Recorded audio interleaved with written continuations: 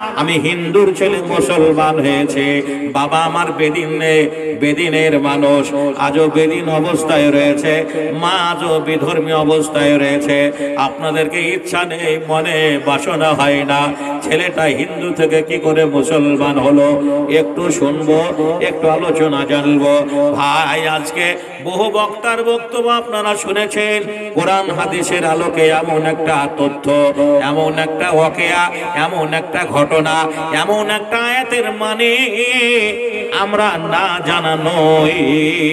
কিন্তু দুর্ভাগ্য, মুসলমানরা সব জানার পরেও আমলহীন মুসলমান, বাস্তবে তার আজকে আমল করতে পারেনি। জোরে বলেন ঠিক না বেঠিক? তাই তো জানার নাম ঈমান নয়, বলার নাম ঈমান নয় বন্ধুরে আমার, মানার নাম ঈমান। যে মানার নাম ঈমান। আমরা সবাই জানি নামাজ না পড়লে জাহান্নামী হয়ে যাব, নামাজ না পড়লে জাহান্নামে থাকতে হবে, নামাজ না পড়লে মুসলমান থাকা যাবে না। আমি বলিনি, আমার বাপ বলেনি। 1400 বছর আগে মহানবী মুহাম্মদুর রাসূলুল্লাহ সাল্লাল্লাহু আলাইহি ওয়াসাল্লাম বলে গেছেন, কান করে শুনে নিন। সাহাবারা জিজ্ঞাসা করলেন, ও আল্লাহর নবী, মুসলমান আর কাফেরের মধ্যে পার্থক্য কিসে? নবী সেই দিন যদি বলতেন মুসলমান আর কাফেরের মধ্যে পার্থক্য দাড়ি রাখাতে। আমাদের দেশে হাজারো মুসলমানদের দাড়ি আছে, তাহলে তাদেরকে মুসলমান বলা হতো। যেমনি উদাহরণস্বরূপ বলা যেতে পারে, আমি যাদের নামগুলো বলবো ছবির সঙ্গে মিলিয়ে দেখবেন তাদের মুখে দাড়ি ছিল কি ছিল না। কাল মার্ক্সের দাড়ি ছিল, লেনিনের দাড়ি ছিল, মাও সেতুর দাড়ি ছিল, বালক ব্রহ্মচারী দাড়ি ছিল, বালক ব্রহ্মচারী দাড়ি ছিল, মামা খাপার দাড়ি ছিল, জয় বাবা লোকনাথের দাড়ি ছিল। বন্ধুরে আমার, প্রাক্তন প্রধানমন্ত্রী মনমোহন সিং লোকটা দাড়িওয়ালা, বর্তমান প্রধানমন্ত্রী বলছেন মোদী, নরেন্দ্র মোদী, এই লোকটাও দাড়িওয়ালা। আগে নরেন্দ্র মোদী ছোট দাড়ি ছিল, এখন বড় হয়েছে। বন্ধুরে আবার কবিগুরু রবীন্দ্রনাথ ঠাকুরের দাড়ি মৌলবীদের চাইতেও কম বড় ছিল না, তাহলে তাদেরকে পাক্কা মুসলমান বলা হতো। ঠিক না ঠিক? বন্ধুরে আমার, আমাদের দেশে বহু মুসলমান দাড়ি রাখে, মুখে দাড়ি দেখে মনে হবে ফেরেশতার ভাই, কিন্তু বেটা গাঁজা খাওয়ার মাস্টার, জীবনেও একাক নামাজ পড়ে না। এইরকম মুসলমান আপনাদের দেশে আছে কি নেই? বলবেন আমাদের খাতনা হয়েছে, মুসলমানই হয়েছে, সেই সূত্রে মুসলমান। না না, একদিন গোটা বিশ্বে এইডস অভিযানের জন্য স্বাস্থ্য দপ্তরের রিপোর্ট পেশ করেছে, এইডসের মতো অসুখের হাত থেকে বাঁচতে হলে মুসলমান ছেলেদের মতো অমুসলমান ছেলেদের মুসলমানই দিতে হবে, খাতনা দিতে হবে। তাই তো সেই দিন বাঁচার তাগিদে বহু অমুসলমান হিন্দু খ্রিস্টান সম্প্রদায়ের মানুষেরা আজও তারা ছেলেদের মুসলমানই দেয়, খাতনা দেয়। এটা ডাক্তারি মতে অপারেশন বলছে, তাহলে তাদেরকে মুসলমান বলা হতো। বলবেন আমরা গরুর মাংস খাই, সেই সূত্রে মুসলমান। অমুসলমান হিন্দু ভাইয়েরাও ভাবে যারা গরু খায় তারা মুসলমান। না না, বেদে বলা হয়েছে বৃষ্ণয়ান রক্ষায়ন, যে গোমাংস না খাবে, গোহত্যা না করবে, তার ব্রাহ্মণত্ব থাকবে না। একদিন এই ভারতে ব্রাহ্মণ হতে গেলে গরুর মাংস খেতে হতো। বলবেন কেন? কোন বইয়ে প্রমাণ আছে? প্রমাণ আপনাকে দেখাবো বন্ধুরে আমার।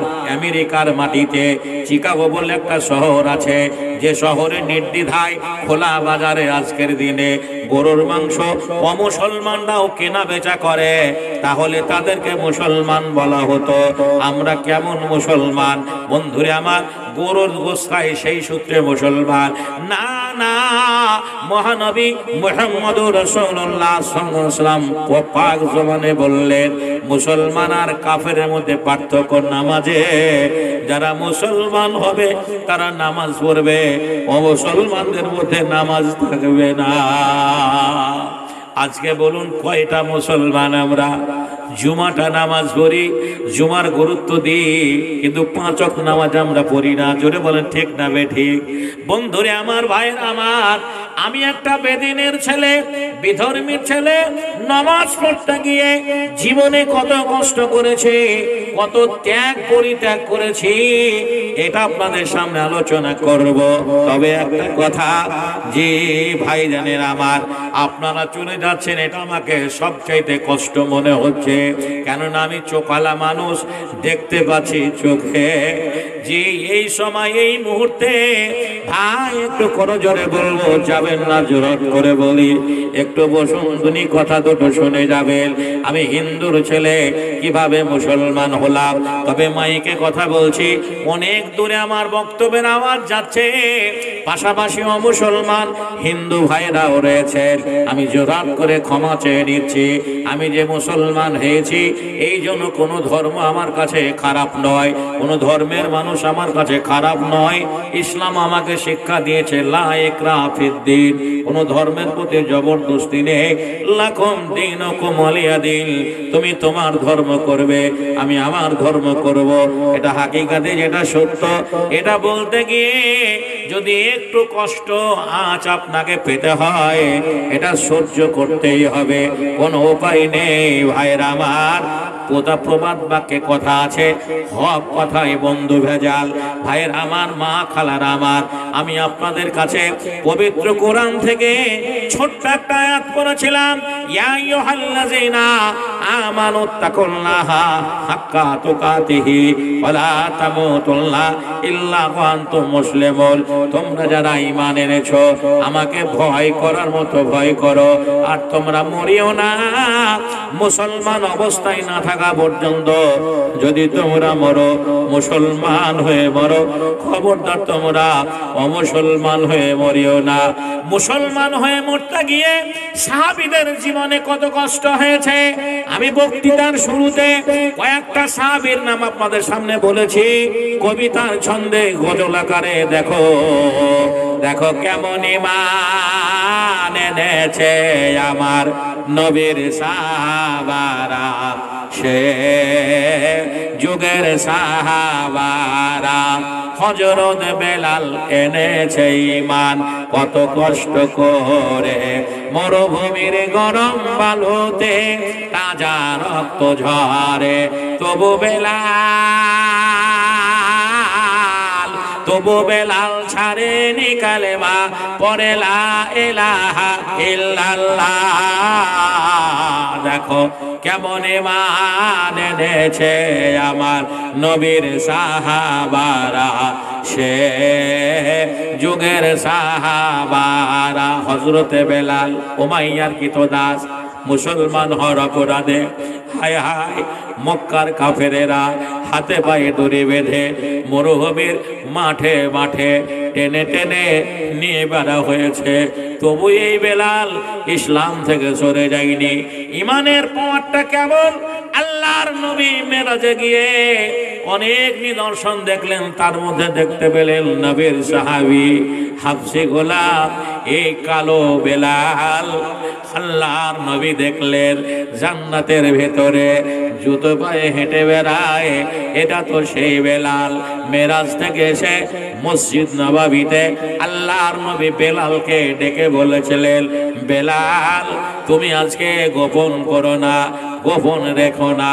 বেলাল বলো, তুমি মুসলমান হওয়ার পরে কি এমন আমল করো?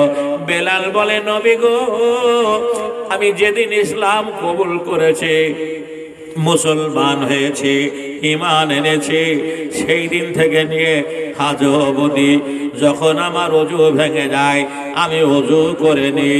শুধু ওযুই নয়, ওযু করার পরে মসজিদে যায়, দূরে কাত নামাজ আদায় করে আজানের রক্তলে আজান দিই।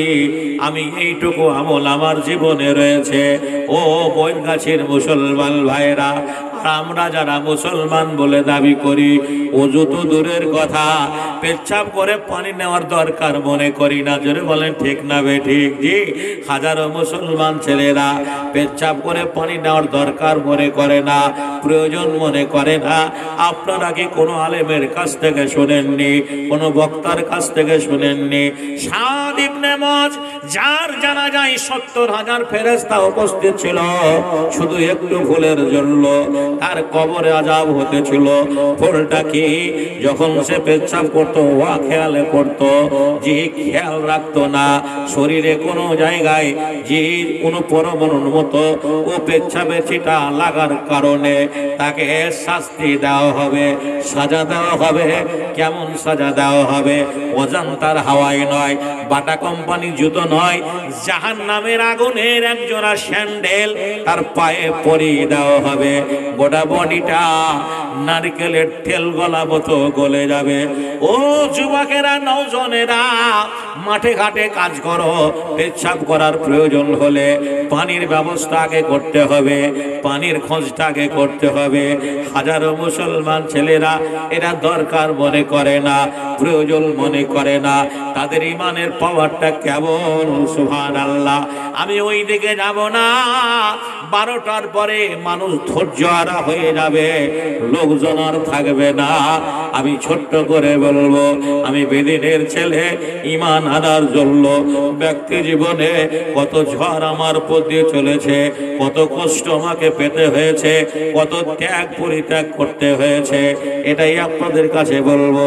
একবার বলুন, আপনাদের শোনার দরকার আছে না নেই? আচ্ছা ভাই, আপনারা যারা বসে আছেন যদি একটু সেটে সেটে বসতেন। আপনারা যা বসে আছেন খরার সময়, মানে কালবৈশাখী রোদ্রে এইরকম ভাবে মানুষ বসে। শীতের সময় একটু জোরে জোরে, একটু জমে জমে কাছে কাছে বসুন। মধু অজানা অচেনা লোকের সঙ্গে প্রেম মহাব্বত ভালোবাসা এভাবে হয় না। মানুষ খুব কাছের হতে হয়, কাছের হতে হয়। একটু আপনারা যারা পিছনের লোক কিছু কাছে সরে আসতেন, সেটে সেটে বসতেন, ভালো হতো। যে আপনারা সরে আসবেন না, আমি আপনাদের সরাবো। যদি বলেন আমি সরাবো, তাহলে আমি সেই পন্থা অবলম্বন করবো। জি, একবার নারায়ে তাকবীর দিতে বলবো, সবাই তাকবীর দিয়ে উঠবেন আর চলে আসবেন। একবার একটু সরে আসেন বাবজি আমার, একটু কাছে কাছে বসুন। এখনো বলি, যারা যে সমস্ত ভাইয়েরা অযথা এখানে সেখানে ঘোরাঘুরি করছেন, আমি বলিনি, আমার নবী বলেছেন, 1400 বছর আগে মহানবী বলেছেন, কোরআন হাদিসের আলোকে যেখানে বায়ান হয়, কোরআন হাদিসের আলোকে যেখানে বক্তব্য হয়, সেখানে আসমান ও জমিন পর্যন্ত ফেরেশতারা চেয়ে থাকেন। কতক্ষণ পর্যন্ত? যতক্ষণ পর্যন্ত সভা চলতে থাকে। সভা শেষ হয়ে গেলে ফেরেশতারা ফিরে যান আর বলতে থাকেন, আল্লাহ রাব্বুল আলামিন যারা ওই সভায় উপস্থিত হয়েছিল, আরামের বিছানা হারাম করে 2-5 কিলোমিটার রাস্তা সাইকেল মোটরসাইকেলের তেল ভরিয়ে তোমার ধর্মসভায় অংশগ্রহণ করেছিল, আমার আল্লাহ বলবেন, সাক্ষী থেকে যাও, আমি মহান আল্লাহ, আমার নাম রহমান, তাদেরকে আমি একটা ভালো জায়গা দেওয়ার জন্য তৈরি করে গেছি। সেই জায়গাটার নাম জান্নাত। আর যারা পাপড় এখানে সেখানে বাদাম ভাজার দোকানে ঘোরাঘুরি করছে, এরা বন্ধুরা আমার একটা জায়গা পাবে। এদেরও জন্য একটা জায়গা আছে। আপনি জালসা শোনার নিয়াতে এখানে এসেছেন, আর জালসা শোনার নিয়াতে আসার পরে যদি রাস্তায় অযথা ঘোরাঘুরি করেন, এর জন্য মহান আল্লাহর কাছে আপনাকে কৈফিয়ত দিতে হবে। যে মহান আল্লাহর কাছে আপনাকে জবাব দিতে হবে। অতএব বন্ধুরা আমার, ভাইরা আমার, আপনারা সামনে জমে জমে বসুন। ইনশাআল্লাহ আমি বলে যে কথা দিচ্ছি, 12টা হলে পরে মানুষ এমনিতেই থাকতে চায় না। দ্বিতীয়ত শীতের রাত, আমি ইনশাআল্লাহ আপনাদের ধৈর্যকে সামনে রেখে, যতক্ষণ আপনারা থাকবেন ধৈর্যকে সামনে রেখে আমি আলোচনা চালিয়ে যাব। আপনাদের আমি কষ্ট দিতে আসিনি, আপনাদের কষ্ট দেব না। ঠিক সময় আমি ছেড়ে দেব, আপনারাও চলে যাবেন। তবে আমি মেহমান। আল্লাহর নবী বলেছেন 3 জন ব্যক্তির দোয়া কবুল হয়। ইতিপূর্বেই বক্তারা বললেন, তার মধ্যে মুসাফিরের দোয়া কবুল হয়। আর একটা বড় কথা, কেউ যখন ইসলাম কবুল করে, ঈমান আনে, মুসলমান হয়, তার অতীতের গুনাহ আল্লাহ মাফ করে দেন। আমি হেন একজন ব্যক্তি, আমি হেন একজন আপনাদের দিনী ভাই, ঈমান আনার পরে আমি সর্বস্ব সব কিছু পরিত্যাগ করে এসেছি। ভাই, আজও আমার বাপ মা, আত্মীয় স্বজন, বংশাবলী, আপনজনেরা সব রয়েছে। শুধু ঈমানের মূল্যায়ন করতে গিয়ে আমি সব কিছু পরিত্যাগ করে এসেছি। তাই বলবো, আপনারা পরেশান সূত্রে বসলে একটু কথাগুলো মনোযোগ সহকারে শুনুন, কান দিয়ে শুনুন। এবার আমি ছোট্ট করে আলোচনায় যাব, আমি কেন মুসলমান হলাম। নবীর জামানায় বহু সাহাবীর নাম আপনারা শুনেছেন, যারা আল্লাহর নবীকে দেখে ঈমান আনার জন্য তাদের বংশাবলীরা অত্যাচার করেছেন, কষ্ট দিয়েছেন। যতগুলো হাদিসের রাবী আছে, সবচাইতে বেশি হাদিস বর্ণনাকারী তার নাম আবু হুরায়রা। তার নাম আবু হুরায়রা। এই আবু হুরায়রা অতীতে বেদিন ছিলেন, মুশরিক ছিলেন, বিধর্মী ছিলেন। আপনারা বহু আলেমের কাছ থেকে শুনেছেন আবু হুরায়রা ঈমান আনার জন্য তার আত্মীয় স্বজনেরা, তার বাপ মায়েরা কত না অত্যাচার করেছে। বন্ধুরে আমার, ভাইয়েরা আমার, তাই আমি আমার বক্তব্যের বিষয়বস্তু হচ্ছে একটাই, পৃথিবীতে আল্লাহর জমিনে একটাই দিন, তার নাম ইসলাম। ইসলাম ছাড়া কোনো দিন নেই, ইসলাম ছাড়া কোনো ধর্ম নেই। আমি এবার আপনাদের বলবো আমি কেমন করে মুসলমান হলাম। মুর্শিদাবাদ জেলায় আমার সাগরদিঘি বলে একটা থানা আছে, আপনারা না গেলেও নাম শুনেছেন। আপনারা মনে হয় করণদিঘি থানার মানুষ নাকি বলছেন? এই করণদিঘি যেমনি উত্তর দিনাজপুরে রয়েছে, মুর্শিদাবাদে সাগরদিঘি বলে একটা থানা আছে, যেখানে পাওয়ার প্ল্যান্ট তৈরি হয়েছে। মুর্শিদাবাদে দুটো পাওয়ার প্ল্যান্ট আছে, একটা হচ্ছে ফারাক্কা, সেটার নাম এনটিপিসি, আর একটা সাগরদিঘি, সেটার নাম পিডিসিএল। বন্ধুরে আমার, ভাইয়েরা আমার, বীরভূমে একটা পাওয়ার প্ল্যান্ট আছে, সেটার নাম বক্রেশ্বর তাপবিদ্যুৎ কেন্দ্র। এটা জ্যোতিবাবুর আমলে তৈরি হয়েছে। আমার ওইটাও জ্যোতিবাবুর আমলে তৈরি হয়েছে। আমি সেই এলাকার ছেলে। মুর্শিদাবাদ জেলার সাগরদিঘি থানা অধীনস্থে আমার জন্মভূমি, গ্রামের নাম সাউরাইল, যেখানে আমার বাবা মা, আত্মীয় স্বজন, বংশাবলী, আপনজনেরা সবাই বেঁচে রয়েছেন। ওই গ্রামটার নাম সাউরাইল। ওই গ্রামটার পোস্ট অফিস ভোলা, থানা সাগরদিঘি, জেলা মুর্শিদাবাদ। যখন আমি হিন্দু ধর্মে ছিলাম, পূর্বে আমার বাবা মায়ের নাম রেখেছিল, তারা তাদের ধর্মের মতো নাম রেখেছিল। আমি সেই ধর্মে যখন ছিলাম, আমার নাম ছিল শ্রী মিলন কুমার রাজেন্দ্র। বাবার নাম হীরেন কুমার রাজেন্দ্র। আপনারা জাতির পিতা ইব্রাহিম নবীর নাম শুনেছেন। হযরত ইব্রাহিম রাসূলুল্লাহ সাল্লাম, উনি একজন আল্লাহর নবী ছিলেন। আর তার আব্বা আজর মূর্তি বানাতেন, প্রতিমা বানাতেন। আমি সেই বংশের ছেলে। বাবা একজন প্রতিমা তৈরি করেন, শিল্পী, মূর্তি বানান। বন্ধুরে আমার, প্রতিমা তৈরি করেন, মূর্তি তৈরি করেন। আমিও তৈরি করতে জানি। আমিও বাবার সঙ্গে বিভিন্ন কাজে হাত লাগিয়েছি। আমি সেই ছেলে। বাবার নাম হীরেন কুমার রাজেন্দ্র, মা আমার অর্চনা দেবী, বাড়ি আমার সাউরাইল, পোস্ট অফিস ভোলা, থানা আমার সাগরদিঘি, মুর্শিদাবাদ জেলা। নামটি আগে মিলন ছিল, এখন হাবিবুল্লাহ। সকলকে জানিয়া গেলাম, দেখবে খোদা তাআলা, জাতিতে মোর হিন্দু ছিলাম, এখন মুসলমান। নামাজ পড়ে রোজা রেখে এনেছি ঈমান। পরিচয় পেয়ে গেলেন। খুবই সংক্ষেপে আলোচনা করব আমার ঈমান আনার প্রথম জীবনের ঘটনা। একদিন আমার মা আমাকে মন্দিরে পুজো করতে নিয়ে গেল। আমি মায়ের ছেলে, মন্দিরে পুজো করতে গেলাম। আমাদের মসজিদে আল্লাহর মূর্তি নেই, নবীর মূর্তি নেই, পয়গম্বরের মূর্তি নেই, কোনো ফেরেশতাদের মূর্তি নেই। মুসলমানেরা কোনো মূর্তি পূজায় বিশ্বাসী নয়। আল্লাহর জমিনে একমাত্র সেজদা করার উপযুক্ত মালিক হচ্ছে আল্লাহ। তাই মুসলমানেরা আল্লাহ ছাড়া কাউকে সেজদা করে না। ও মুসলমান হিন্দু ভাইরা, পৃথিবীতে এমন একটা সৃষ্টি জীব নেই যাকে ওরা সেজদা করতে বাদ দিয়েছে। ওরা সবকে সেজদা করে ভগবানের আসনে বসিয়েছে।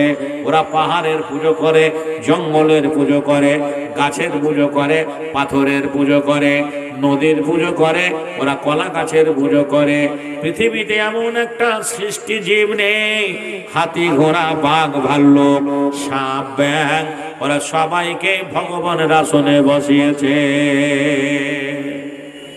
এই যে আপনারা বসে আছেন, এটাকে কি বলেন? খড় বলেন না কি বলেন? এই কাঁড়ি বলেন। সাহিত্যিকের ভাষায় এটা খড় বলা হয়। কাঁড়ি কোনো জায়গায় লেখা নেই, আমি লেখাটা পড়িনি, তবে এটা আঞ্চলিক ভাষা। এই কাঁড়িরও পুজো ওরা করে, করে না করে না? কিভাবে করে? ওদের ধর্মের একটা লোক বলছে, দেখে এলাম হাওড়াতে, ওদের ধর্মের লোকটার নাম কালিদাস। এই মহাকবি কালিদাস বলছে, দেখে এলাম হাওড়াতে পড়ে আছে নদীতে, বাঘের মাংস খেয়েছে গরুতে।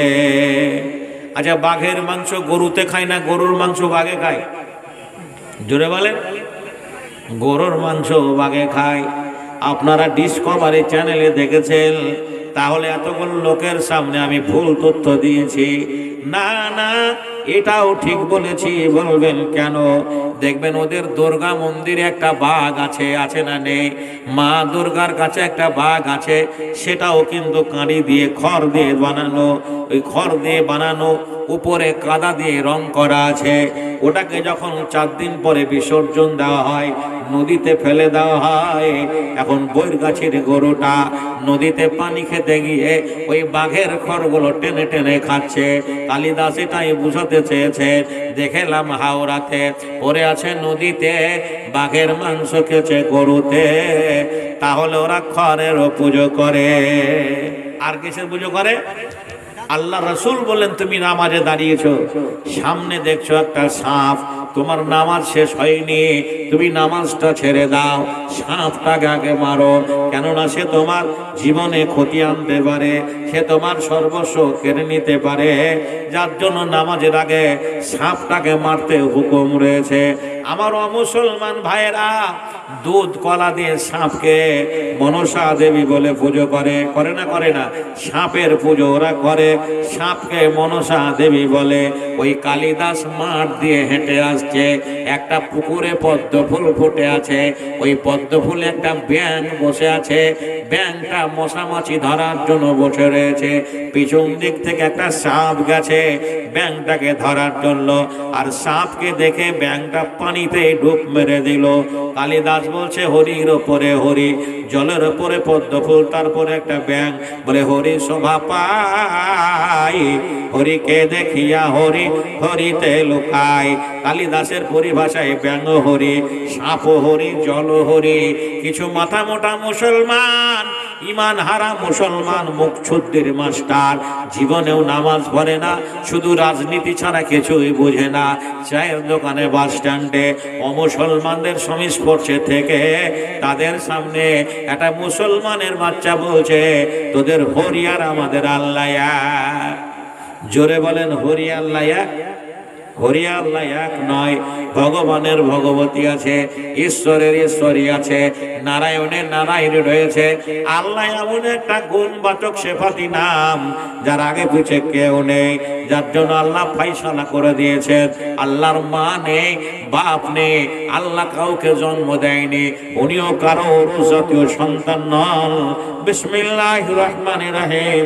কুল হুয়াল্লাহু আহাদ, আল্লাহুস সামাদ, লাম ইয়ালিদ ওয়া লাম ইউলাদ ওয়া লাম ইয়াকুল লাহু কুফুয়ান আহাদ। তাই তো আল্লাহর জমিনে আল্লাহ ছাড়া কাউকে সিজদা করা যাবে না। ওরা যে 33 কোটি দেবতার পুজো করে, পুরাণ বলে শ্রেষ্ঠ পূজা কাকে বলে?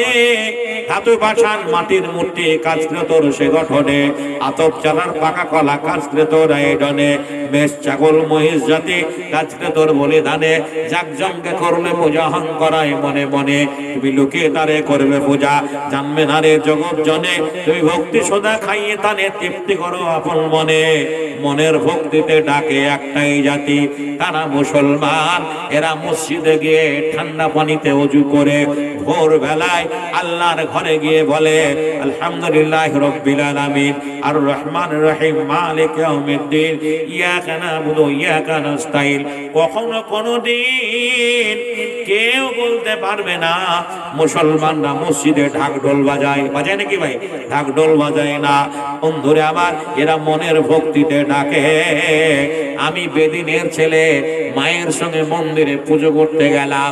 আমি মন্দিরের দেবদেবীকে দেখে আমি মাকে বলেছিলাম, মা আমি তো পুজো করব, পুষ্পাঞ্জলি দেব, কিন্তু এদের জন্ম কোথায়, এদের আদি পিতাকে কিভাবে সৃষ্টি হলো এটা আমি জানতে চাই মা। মা বলো এগুলো আমাদের কে হয়? মা বলে, বাবা রে এগুলো আমাদের বাবা হয়। যদি এই বাবাদের আমরা পুজো করতে পারি তাহলে আমরা স্বর্গবাসী হতে পারবো। নাউজুবিল্লাহ মিন জালিক। মাকে বলেছিলাম, মা তুমি যাকে বাবা বলো তোমার বাবা তোমার নানা হবে, তুমি যাকে মা বলো তোমার মা তোমার নানি হবে। ওদের ধর্মে একটা সবচেয়ে নিয়ম রয়েছে, সেই নিয়মটাকে যতগুলো পুরুষ দেবতা আছে সবাইকে ওরা বাবা বলে, সবাইকে ওরা বাবা বলে। যতগুলো মহিলা দেবী আছে সবাইকে ওরা মা বলে। যে মা বলে, মাকে বললাম, মা তোমার বাবা তোমার নানা হবে, তোমার মা তোমার নানি হবে, তোমার বাবাকে আমি কেন বাবা বলবো?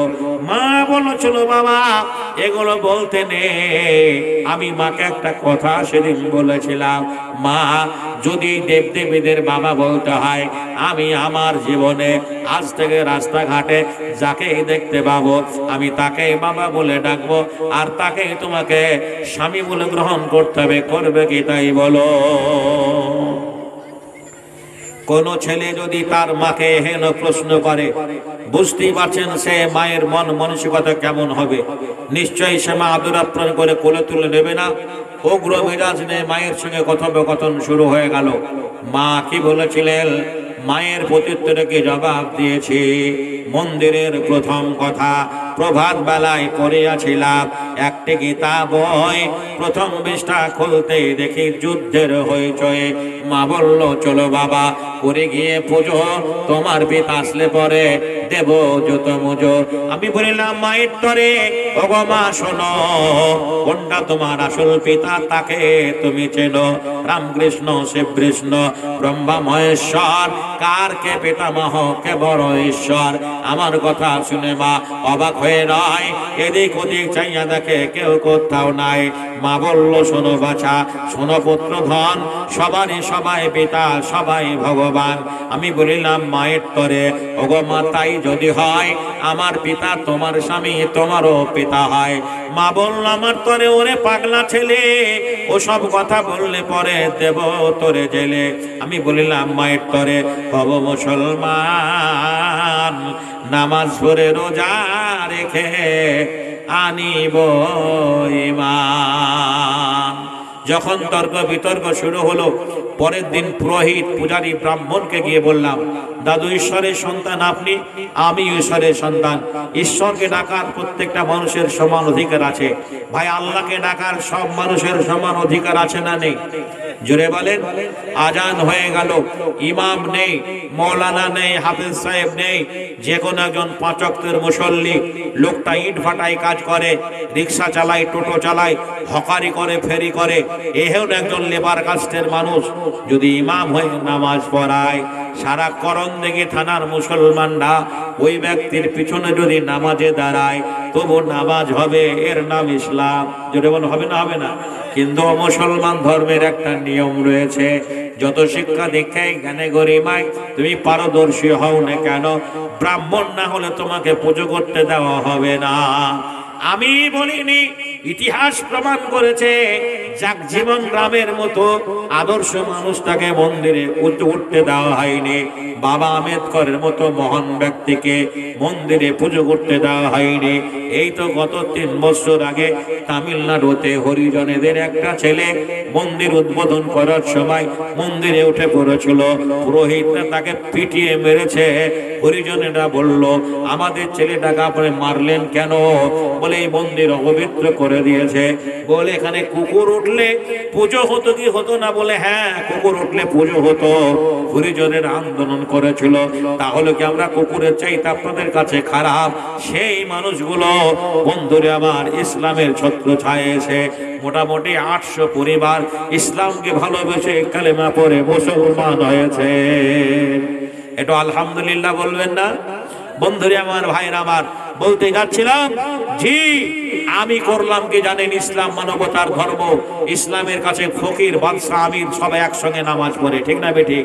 বন্ধুরে আমার, ভাইরা আমার, একটা লোক সারাদিন ভিক্ষা করে ঘুরে বেড়ায়, সেই লোকটা যদি প্রথম সারিতে নামাজে দাঁড়ায়, কেউ তাকে গলা ধাক্কা দিয়ে বার করে দেবে না। দেবে কি? বার করে দেবে না। বন্ধুরে আমার, ভাইরা আমার, এর নাম ইসলাম। দেখা গেল না আমাকে ওই ইসলামের বই পুস্তকগুলো আরো পড়তে হবে। আমি যেটা আপনাকে বলছিলাম, আমার ধর্মের বই পুস্তকগুলো আমি পড়তে শুরু করলাম। বাড়ি ফিরে এসে পড়ে দেখলাম পৃথিবীতে একটাই দিন, তার নাম ইসলাম। ইসলাম যে শ্রেষ্ঠ দিন, কোরআন যে বলে গেছে।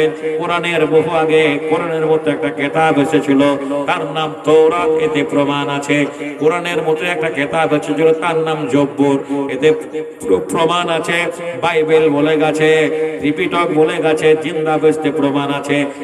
এক কথায় 1,24,000 পয়গম্বর, যত নবী রাসূল এসেছেন, দাউদ আলাইহিস সালাম বলে গেছেন, সুলাইমান আলাইহিস সালাম বলে গেছেন, ইয়াকুব বলে গেছেন, হিয়া বলে গেছেন।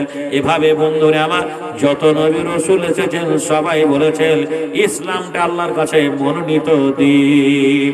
হিন্দু ধর্মের আর্য ঋষি মনু, যার নাম, 4টা বেদের যিনি ডিরেক্টর, 4টা বেদ যিনি লিখেছেন, তার নাম মনু। এই মনু লোকটা কি বলেছেন শুনুন। মনু লোকটা বলেছেন লা ইলাহা হরতি পাপ মিল্লা ইলাহা, পরম পদম জন্ম বৈকুণ্ঠ রূপে নিত জপি নাম মুহাম্মদ।